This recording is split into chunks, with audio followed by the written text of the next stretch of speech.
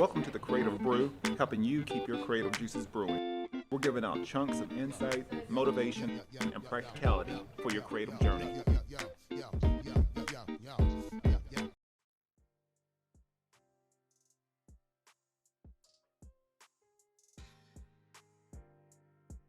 If you're a creator, athlete, or entrepreneur, luck can only get you so far.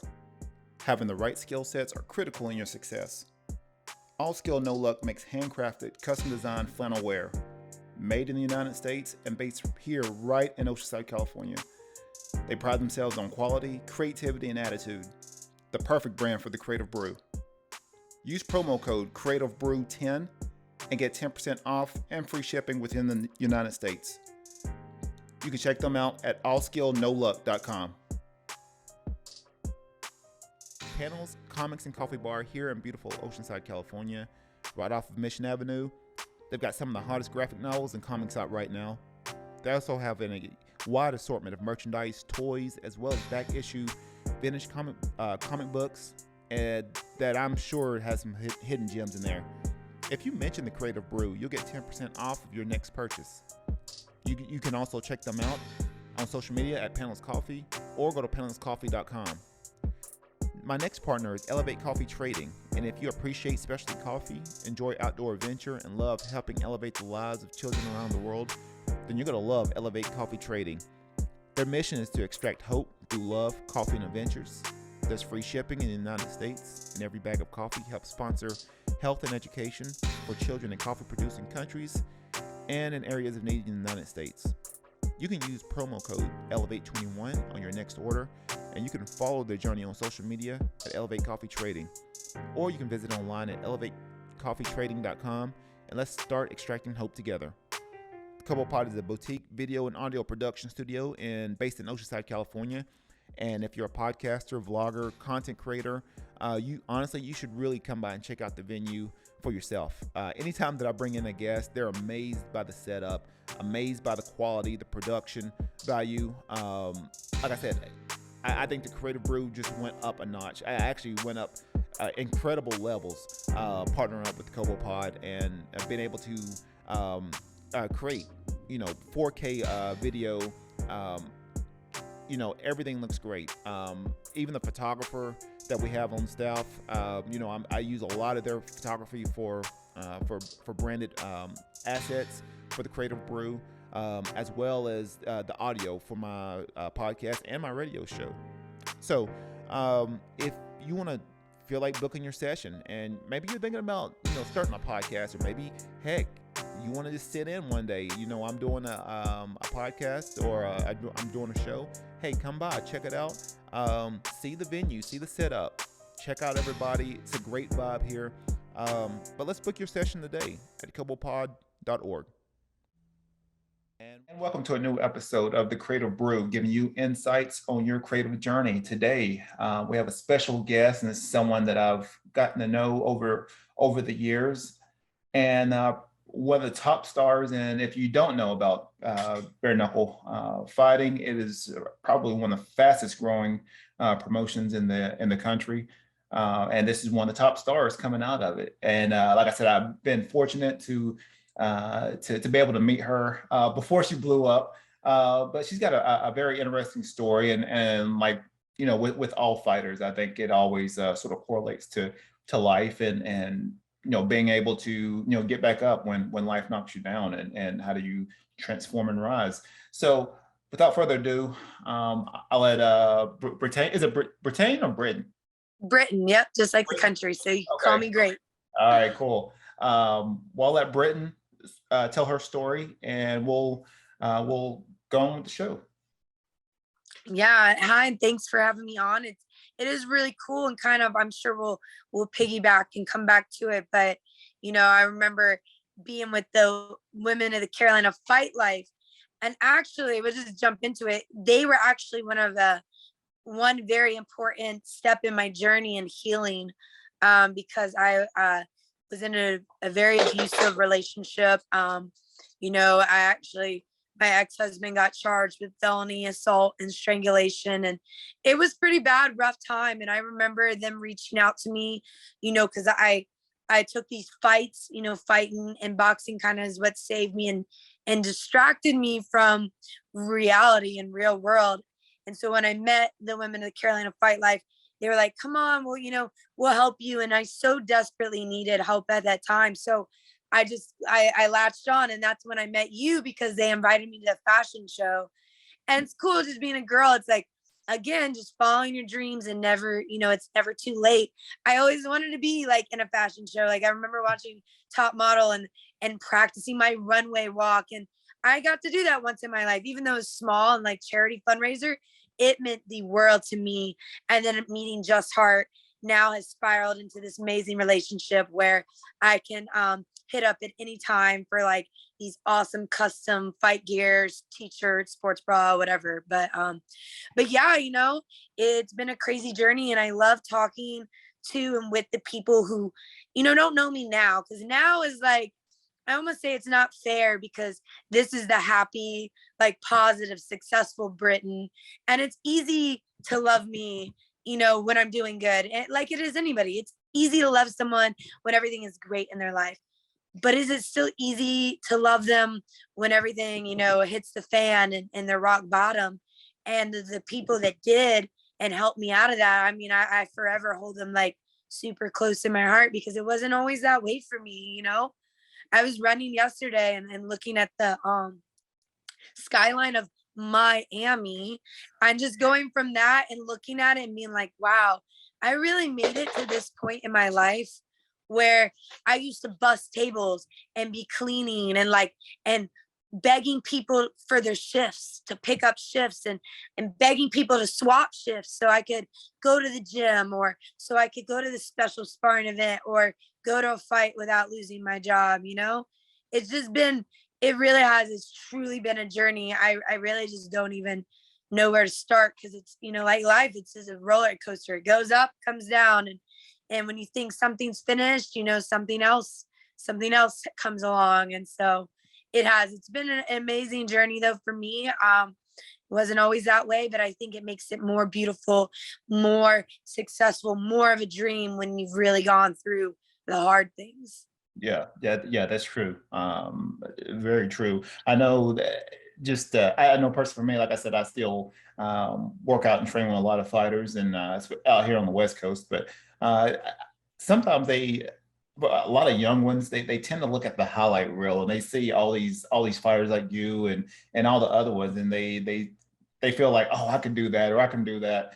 And they don't realize like the behind the scenes stuff, like all the messy stuff, all the trials and tribulations that went to getting to this point. Now, I really feel like, you know, for anybody's life, you know, if, you know, it sucks that, you know, people get put in certain situations, but at the same time, if they didn't, they wouldn't transform into the person that they are now. And being able to be resilient when times get tough. If things was all fluffy and pretty all throughout someone's life, and an unfortunate challenge, you know, hits them, they wouldn't know how to respond to it. And I think that the things that you've went through, and among, you know, it'd be a whole list of fighters.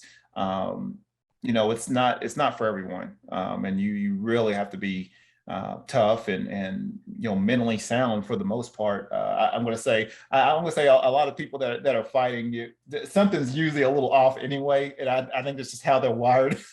But I think for the most part, it's one of those where they, you know, you have to be resilient, you have to be tough, and because life is got to hit you. And I think you're a shining example of, you know, of things that's happened, and now you're, like I say, you're running down in you know, Miami, and that's pretty nice skyline to check out while you're working out. So Absolutely. But you know, right now, I mean, obviously you've got the fight coming up in June. Actually, this weekend.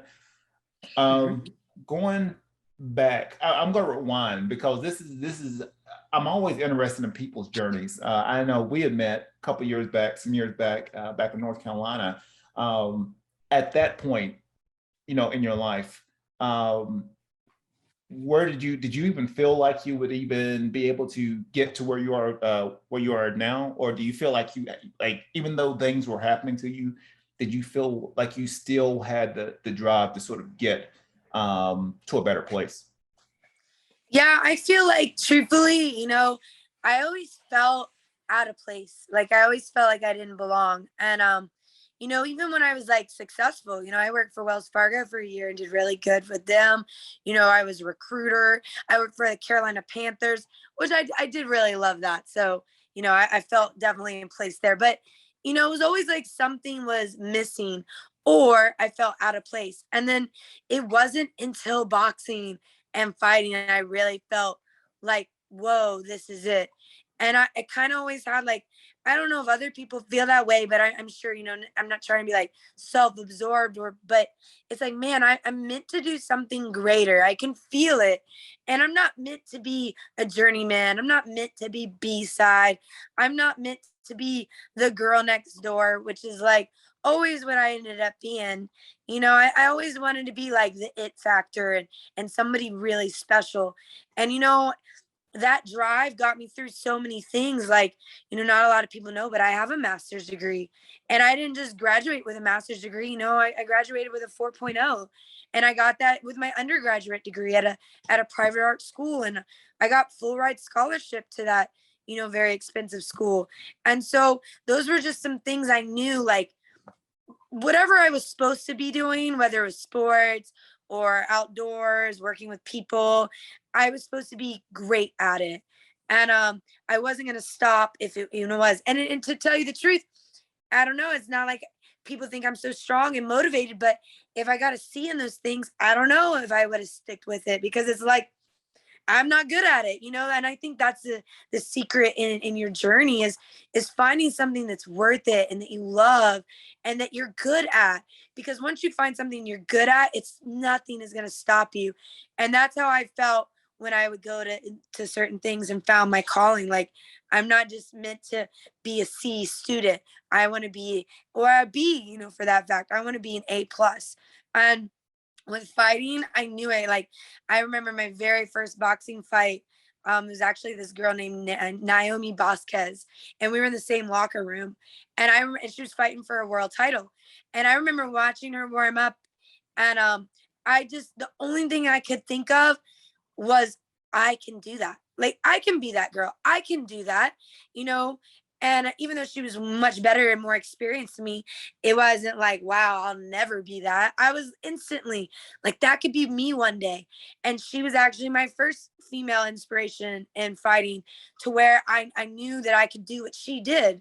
And, it really motivated me. And now like me and her friends and she posts me on her story saying, wow, I really dig this chick.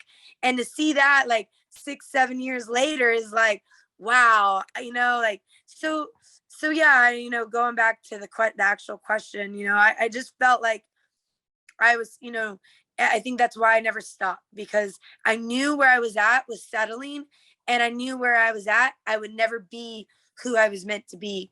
And then I needed to go out to California and find it, Miami and find it, somewhere else, because my small town wasn't cutting it at the time. Oh yeah, yeah. That's I agree with that. Agree with you completely. Yeah, sometimes people have to leave those sort of those smaller environments to be able to grow and really grow into who they could become. Sometimes we can get stuck in a small town and feel like we're probably the big fish, but we're in a small pond, and it's one of those to where I know personally for me, even coming out to the West Coast, I'm originally from Tennessee, and coming out here, completely different culture, completely different atmosphere, and almost sort of starting from scratch and sort of figuring out who you are and how do you fit, and like I said, been very fortunate to to do all right out here. But yeah, I mean, you have to be able to, especially if you're in the creative mindset, the growth mindset, you're always looking to grow in some form or fashion. It can be, with, going to a new gym and gathering new knowledge from a new coach or getting new skill sets. It can be anything, but you have to be able to get outside that environment. And I think a lot of people it can be scary. I know it was scary for me, but I really feel like things like that, it's necessary. I mean, you got to do it sooner or later, or you're going to be pretty much drowning in that small atmosphere, almost choking to death. And I know that that's happened to a lot of people. So, like I said, applaud you for being able to expand your horizons and coming out to the West Coast and Miami and other places now. So I see, even with like I said, and now you're with bare knuckle fighting, and with you, your platform is expanded greatly. What do you feel like? I mean, do you feel like right now you've been able to have a platform to be able to go on to other things? I see you're possibly jumping into other potential media channels. Do you feel like, where you're at right now, this has been the perfect sort of platform for you to grow to other things? Yeah, I really do. I mean, it's not like we wake up every day and saying, yeah, I'm going to be a bare knuckle fighter. I mean, there are some people out there that do that, believe it or not. But to be honest with you, it's not like I'm looking to get in a bare knuckle fight every day. So as much as I love it, I mean, there's a lot of downs to it too. But, to me, the platform has been everything, and I only say that because I love fighting. I do. I love fighting. But when I say love fighting, more of like boxing, and bare knuckle has even helped me with that fear, with boxing. Now I'm like, it's like training wheels. I feel like invincible in boxing from going to bare knuckle. So there's always some growth in that. But yeah, I felt like that's what I was missing in boxing, when I was trying to make it and struggling and being like a starving artist, honestly, for so long for boxing. It was bare knuckle that actually presented it. Hey, like, you're not going to be a star in boxing because you don't have money, you don't have a team, you don't have a support group. Frankly, you're a nobody. But in bare knuckle, you have a chance. You really can do this. People, if they meet you, they'll really like you, and you're doing something extraordinary and unusual. And so I bid it on that light bulb that would help. And it really has, from fighting people like Paige Van Sant to now, I get my rematch with another UFC, Beck Rawlings. My name goes along with that, and beating them climbs up that platform. But it does more than that for me. It's really the platform that I wanted more than anything, because it shows that anybody can do anything if they put their mind to it. It shows that a small town girl with no money or support or family can go and beat these people that are UFC million followers, that have bigger platforms than me, and that I can overcome that, especially when they're bullying or belittling or thinking, oh, this girl's nothing, she has no skill. When you go out there and then beat that person who said that, it's really an eye opener for people to listen. And really, I'm not for everyone. And, that goes with a lot of things. But for the people that I really do want to be about, it's the people that are more on the rock bottom, that are, or maybe not even rock bottom, but like you said, scared, like they have so much potential and are so feel great inside, but are too scared to make the leap, to make the change to a different town or to a promotion that might be, more money, but more responsibilities, et cetera, et cetera. Like, those people are really, I feel like, what my platform's for. And it really has to deal with me being successful and positive for it to work for those people. Now, going for myself, looking at it, it does open up the doors for, I've always wanted to do things like, I feel like I could be a good motivational speaker, and I've had pieces where I've done that, and I love it.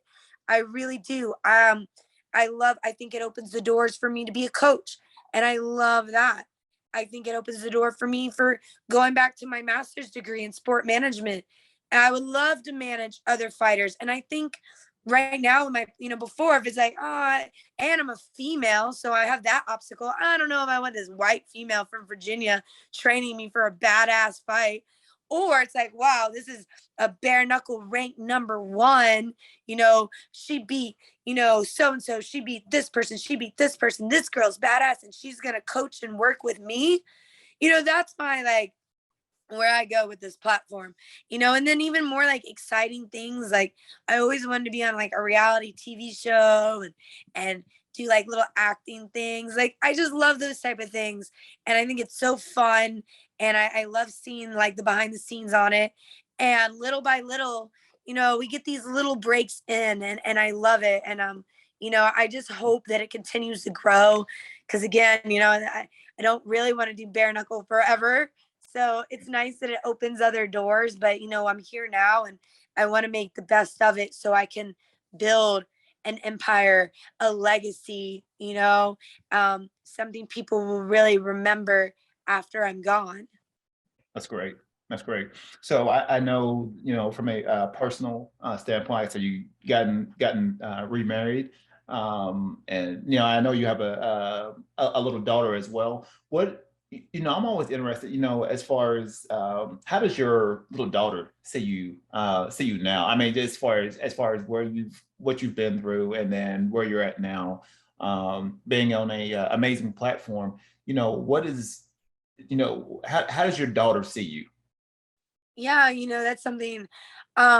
She's just been awesome. She was always really my sidekick, in my past, like when things were really bad. She was always there. Yeah. And then it was like going to the boxing gym. She spent like countless hours, in the dirty, like put chairs together, not the glamorous boxing gyms, but, and she was there for that. And then it was kind of like, everyone's like, oh, this isn't appropriate for a little girl to be in a boxing gym every day. And it always made me feel, really bad. But I think I broke down. I have a son too. I broke down. I was like, started crying. I was like, do I need to quit boxing and fighting to be a better mom? Like, am I like really not a great mom because of this aspect? Like, is this wrong? And, Paris was like, no, mom, like you love this. And look how many people you help. It was that statement. I was like, man, and I'm on the road a lot. I'm gone a lot. And I feel very guilty about it sometimes. And, at the end of the day though, we pick up the phone and call each other and they're super happy to see where I'm at. And she's actually here with me now in Miami because it's summertime. And she's a part of this fight camp. So it's even like more powerful for me. So she can see, wow, like, I'm not off lollygagging. Like sometimes, on social media, it looks fun. Oh, Britain's in California. Oh, Britain and Joey are scuba diving. Oh, Britain's doing this. Oh, wow, look where they are now. It looks fun, but it's, it's also being in the gym, sweating and being miserable and your body being under distress for 2 and 4 hours. It's going to doctor appointments you don't necessarily want to be at. It's, getting IVs, getting shots, getting doctor appointments, getting, up early, staying up late, doing interviews, doing this. And, it's cool, but she gets to see it. It's really eye-opening. But then it's also a good conversation because we just had it. She's like, I don't think I want to fight anymore, but I think I want to be a doctor because they make lots of money. And I'm like, well, that's true. But doctors wake up early. They have meetings and conferences, tons of school they have to go to. And she's like, well, I want to be an actress. And I'm like, then you're meeting, then you're on a plane here. You're doing press conferences, your shows. It's long shoots, no food. Every job has its sacrifice is the key to find something you love. And I think with Paris, and both my kids being around me, I think my daughter can see that I genuinely am happy and love what I do. And so she's all about it. And she's geared up. She's actually going to be attending my Fight Friday live for the very first time. And because of my energy and how I present myself to the sport, she's pumped for it. She's not, nervous or, she knows exactly what to expect. And it's awesome to show that. Like, it feels like, back in the day when you bring your kid to work today and how proud you get to be like, and then even, like with kids that, say like they're proud that their dad's, a janitor. And I think that feeling right there is amazing. Like, that you are proud of your parent for whatever job that they do and that you could see the hard work and labor it goes into it. And not only that, but the need for it. Like there is a need for every person, every place, and every job. And it's not a need to be grumpy and like, oh, here I am changing trash cans. It's the, the person that changes trash cans with a smile on their face and says, oh, let me get that for you. And you see that kindness in someone doing that really like sparks something in somebody else to be great, And so I see that in her. And I think that, she's going to be somebody great someday, whatever, her path and following is. That's great. That's awesome. That's awesome. Yeah. I've been one of those advocates where, kids, they model what their parents do, not necessarily what they say. They always model what they do. And I think for both your kids, being able to see that, being able to see the things that you're doing, I think it's going to give them more insight and more perspective on, hey, I can travel, I can do certain things, and not feel like I'm confined. Or perhaps if you were still in that small town and then that was the kids, that was all they saw, that's their world, that's their perspective, and they could never grow from that. So being able to expose them to a larger environment and seeing different things exposes them to greater insight and things that they want to do with their life. So that's great. There was something you were saying, and I was actually pretty curious. I'm always interested as far as with people's routines. And I know between, I'm in the creative field. I know, but being in the athletic field, I know you're in the athletic field. Do you have a certain like routine, like through the day? Is there like certain pockets of time where, because I know you've got so many things going on. Are there pockets of time to where you do things to sort of almost more self-care type things, to where you're doing meditation, or maybe you're just going for just quiet walks or runs, or just doing any kind of reading, listening to podcasts? I didn't know what your sort of routine is just through the course of the day. Yeah, so my routine definitely changes all the time, even though it's funny because I beg for stability all the time. And it's like, once you get settled, it changes. So it's cool though, because I'm super adaptable. But right now our routine is pretty set, and it gets like that during fight camps, especially when you have a goal. I say it's super important to have a routine when you have a goal in mind, because it really puts it concrete. So, but it was fun. It's very cool that you say that, because when we were writing up this routine, I actually specifically said I need to have that free time, that time to be away, to like decompress, because 10 to 12 at one gym, and then we're 6 to 8 at another gym, with 2 or 3 other things in the middle of the day. It gets to be a lot. And so my time, I always said, was like 1:30 to 2:30 that I need for me, that I'm not really doing anything. And I followed that for about 4 weeks, and then I broke away from it. But it was very nice. And it's always that free time. What I do, like this camp specifically, was going up to the pool outside. So that's what I chose. But even last night, I told my husband, I was like, I think I'm really having like stress and anxiety. I would really appreciate it if we drove to the beach and you guys walk the dog and hang out, and I'm going to go on a jog down the beach line. And I always find, like, in moments of my life when I'm under a lot of stress or anxiety, it never really goes away until I go to like that outdoor spot. And I think that's been big for me my whole life. I actually grew up in Germany, and we played outside all the time. I definitely had that lifestyle. Like, you're outside, you don't come inside until it's dinner or bedtime. So I grew up making forts and imagination craziness when I was younger. And then when I was, my young adult life, it was always hiking, canoeing, kayaking. Those were my things. And when I went to college, my undergraduate, I minored in outdoor recreation. So it was just a part of me, like, always getting away.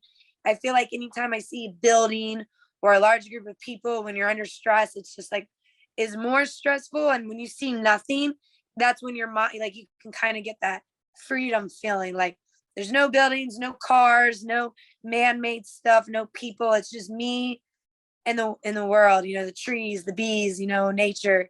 And it always kind of like resets me and lets me get back to like really what's important, which is that we're alive, we're breathing, we're healthy, you know, and the universe is a really beautiful place and the world is very beautiful if we take time to like look at it and not get so bogged down.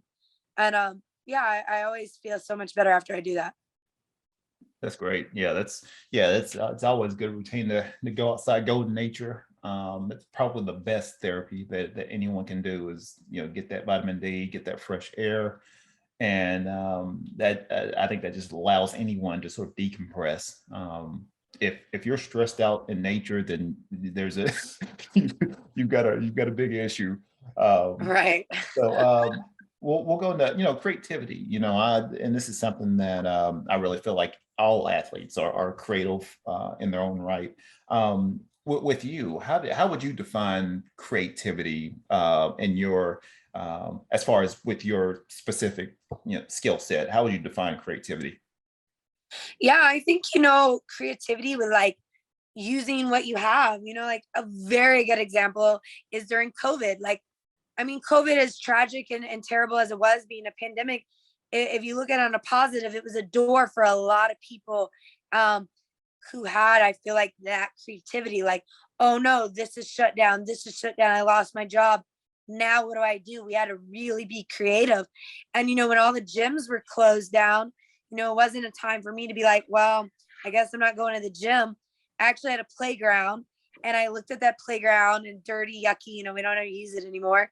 And I took the swing off of it and put a heavy bag in its place and punched the heavy bag on the playground, you know, going to steps, going to playgrounds and doing dips off of the slides, doing pull-ups on the monkey bars, you know, things like that. You don't need, so many people are like, I can't go to the gym because I can't afford the membership. That should never be anyone's excuse for not going to the gym, because you can make a gym literally out of anything if you use your mind and our creativity, you know, or I can't say that word, creative. So if you're creative, you can make that happen. And I felt like, you know, I was the best at that, especially, you know, rewinding into my life, you know, that I didn't have a lot. I didn't have money. I couldn't pay membership dues. You know, I was lucky to go to the YMCA and get reduced, you know, reduced fees and take that avenue and try to get the scholarship programs. But sometimes that didn't always work. So yeah, using those things, you know, again, when we talk about punches, you know, there's a jab, there's a cross, there's a hook. Well, every fighter knows what a jab, cross, hook is, you know, and everyone can kind of throw them if they practice, you know, for a week or two. It's a pretty common thing. But then it's like mixing it up. If you expect, you know, a jab, hook, cross, maybe we do cross, jab, hook. You switch up that rhythm, you switch up that beat. And that always messes up when you're being competitive, when you're sparring or fighting. You know, you kind of disturb that rhythm by getting creative with your punch flow and your movement, getting creative with different techniques, with different boxing styles. You know, you see some people with the Philly shell, see some people look like Roy Jones Jr. with his hands real low. You see some people, Mike Tyson. Not everyone can be those people, you know, you certainly wish you can, but sometimes you just don't have the attributes that they have, and you have to be creative. Well, I like this punch and I can do this really great from this fighter, but I can't do this. Okay, well, it doesn't mean abandon that style altogether.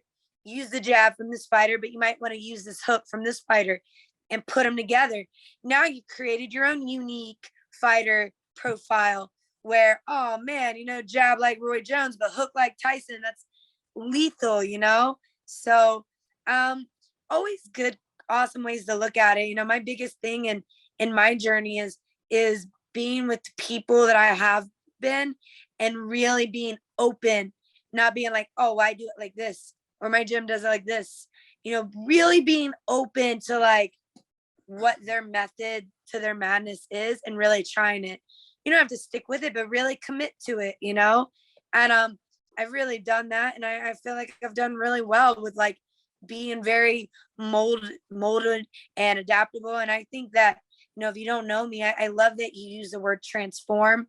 And we use that word a lot. I think that's a very important word, and say, we don't really change as people, but we do transform, and we can transform into something great. And it's just taking that transformation and being like, you could see it literally when someone transforms, and it's because they're open to the new suggestions, open to being creative and listening to others and making it. And you could see that in my fight career from day one to now, this is like my 19th pro fight that I'm going into, and every time people are seeing something new. I think seeing the new is being creative and being innovative, and not just being like, well, this worked last time, I'm gonna keep it. Like, try to mix it up a little bit, because that keeps you that keeps you loving what you do. When you go to work every day and you're doing the same thing, you can get, like, when we call with athletes, burnt out. You guys at home that are working a desk job, you get burnt out. You go to, you work your 9 to 5 every day. Mix it up. Get a ball for a chair, so you're not sitting, in a desk chair every day, or, on your lunch break, go do something else. Or, before you get there, have like a new routine, like talk to one of your coworkers and be like, hey, how do you do this? Maybe try it for a couple of days. And then you're like, oh, this is garbage. Well, it's cool. You tried it. And made your day for this 2 days interesting. Go back to what you love, always ways of mixing it up. Hey, that's some great insight. That's awesome. So we're going to go into creative tips. And this is something that I ask all my guests. What is a creative tip or tips that you can provide our audience? Yeah, my biggest one is networking. I heard it a long time ago, and I had like everything mapped out, and I went to this conference, so I went to the sport management conference, and the guy was saying, if you get a job or an internship in your hometown, you royally messed up. I don't even know why you're wasting your time getting a degree. And I was like, oh my gosh, what?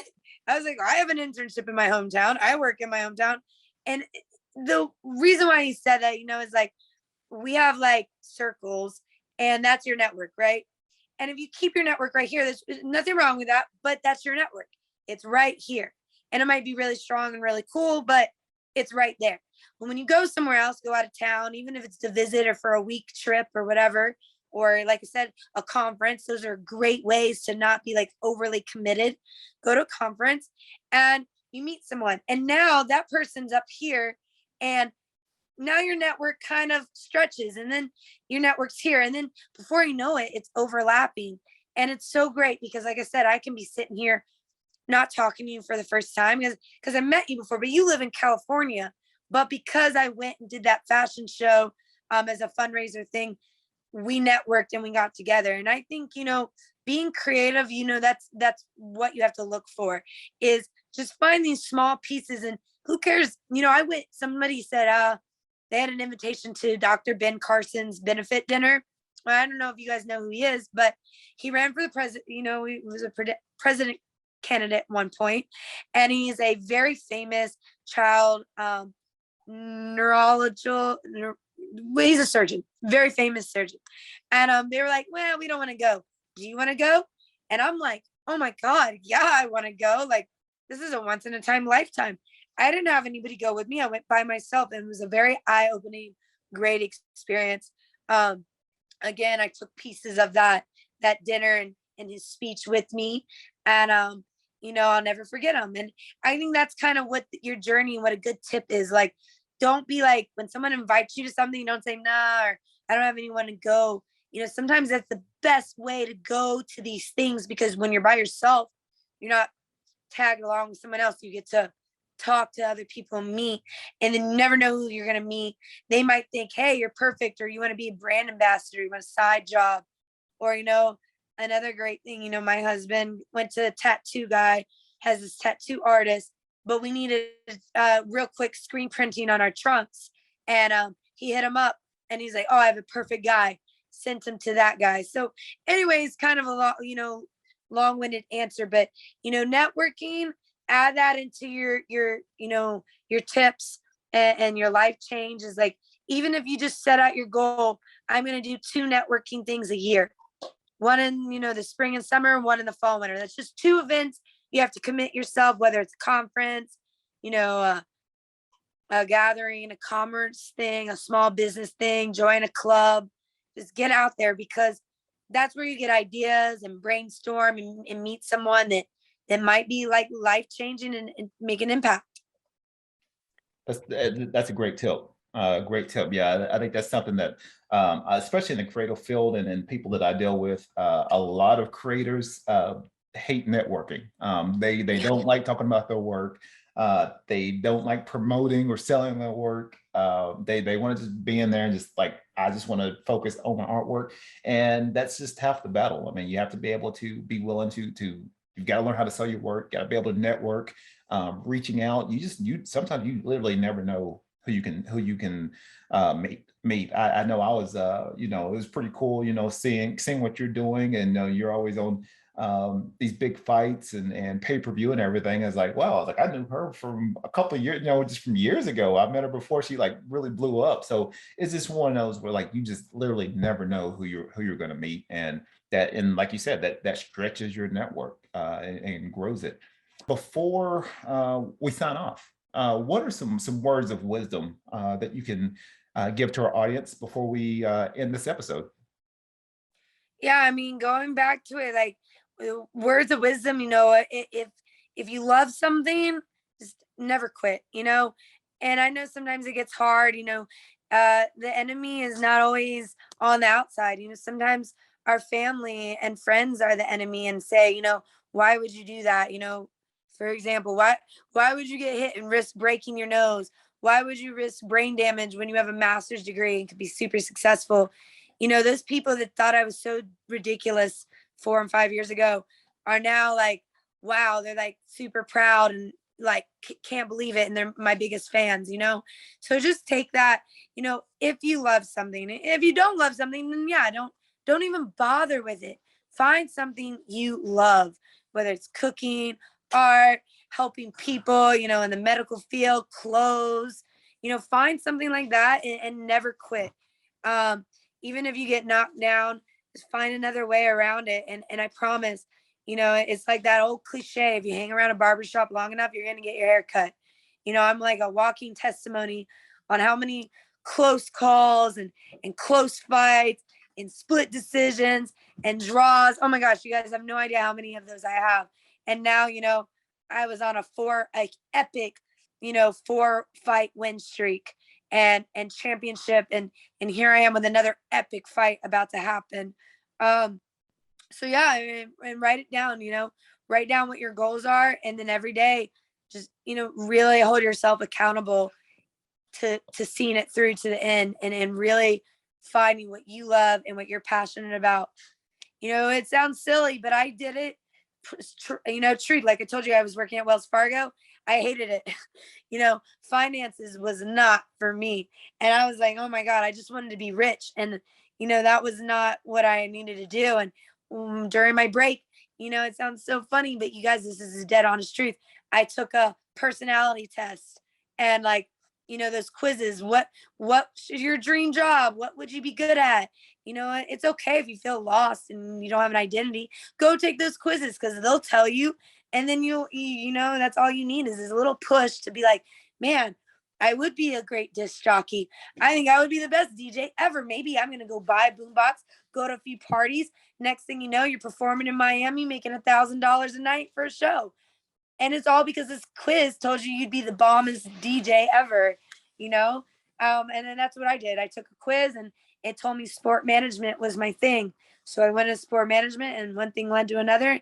Now I never thought I would be competing in it, but that road led me to something that I'm wholeheartedly passionate about, which is sports. And if you have to find what you love to be good at it, and you have to find something that you love to be great at it. So, those are the levels. You keep climbing, keep leveling up. That's awesome. Those some great words of wisdom, and I know that someone, whenever someone listens to this, or maybe they start to watch your content and they say, "Hey, we're checking out this episode," and they see these words of wisdom. I think that's something that can resonate with a lot of people is, do what you love. That's something that I live by is, just create what you love. If there's certain things that, you want to do or you want to aspire to become, then, it might be up to you to build it. You may have obviously you have to develop the skills and things necessary, but I think everybody has those unique sort of creative powers to do the things that, they want to see in the world. So great insight. So before we sign off, how can people reach out to you? What's the best way to reach out to you? Maybe if they want to check out the fight this weekend, or maybe get with you for maybe some motivational speaking, or maybe some kind of media engagement. What is the best way to get in touch with you? Yeah, so I'm on Instagram, Twitter, and TikTok. You can always talk on TikTok too. And I try to throw in the motivational things on TikTok, so they're not all silly dances, but they're at Team Britain Beltran. And then my Facebook, of course, is Britain Beltran. And definitely, please, I encourage you guys to follow my journey and kind of look back, not just look at what I'm doing now, but kind of look back on some of those pieces, because I think you'll really see that, wow, she really was in, Virginia with the cows in the middle of nowhere, and now she's in Miami. It's kind of cool. But follow me on there. If you want to reach out to me, I'm so terrible at my messages. Try though, but the best way is the comment and say, check your messages, or comment and say, whatever question you have, because I'm really good at commenting back. I think I'm awesome at that. My private messages, I'm not as great at, but if you send me a comment on on a post or picture, I'll see it. I'll like it. I might even give you a fist bump. And, I'm really looking forward to this fight on the 24th too. So if you guys don't have the BKFC app, go ahead and download it. It's really easy. And then you can keep up. They have a lot of fun videos that kind of give you personal insight into the behind the scenes and each fighter's life too. So super fun thing to kind of get more, attached to the fighter or to the person you're following, kind of like, vicariously kind of live through them and see what it's like. So, yeah, so super easy. Again, Team Britain Beltran. That's great. That's awesome. Well, hey, this has been a very very insightful episode with Britain. Like I said, good luck to her on her fight coming up. We're actually going to release this episode. I'm actually going to release this tomorrow, so people can check this out. Like I said, obviously before your fight. And but yeah, you can check out this episode. This episode will be available on Spotify, SoundCloud, Apple Podcasts. And it will be available in the next couple of weeks on my radio partner, Helium Radio, that's based out of the Florida area. So it will be on radio in the next couple of weeks. So I'll be sure to tag you and everything and let you know where it's going to be released at. But other than that, hey, this has been another great episode. Oh, and also too, if you want to support the show, there's different ways of doing it. You can support it at www.buymeacoffee.com/the Creative Brew, and for the price of a cup of coffee, well, probably including inflation, but for the price of a cup of coffee, you can support this show. So anything helps. And then also a quick shout out to my sponsors for the show. First of all Skill No Luck. They create handmade high quality flannel here in Oceanside, California. They've been a great sponsor for the Creative Brew. If you mention Creative Brew 10, you'll get a discount on your next purchase, and that's at allskillnoluck.com. And then Elevate Coffee Trading. They are a coffee brand based out of the Dallas area, and all of their proceeds go to helping coffee producing countries like Guatemala, as well as in areas of need in the United States. And then you've got and you got Panels, Comics and Coffee Bar. I actually produced this show there before we expanded. So they offer great coffee, comics, graphic novels, merchandise. I'm a huge nerd. So if you mention the show, you'll actually get a discount on your next purchase, on your book or coffee purchase. And also too, I have handmade coffee cups too. I do handmade, hand-drawn coffee cups that I have on display there. So if you're in the area, come by, check it out. And if you're interested in purchasing one, you can do that as well. So other than that, hey, thank you, Britain, for coming through for this show. Appreciate it. Good luck on everything that you're doing. Wish you the best of luck. I'm always, like I said, I've seen your journey. I see it to where it is now, and the only thing I can do is just, hey, a slow clap for you, because I said you've been through it, and now you're shining bright. And like I said, wish you all the success with you and your family too. So Thank you. so other than that, hey, this has been another awesome episode of the Creative Brew. Be creative, stay inspired.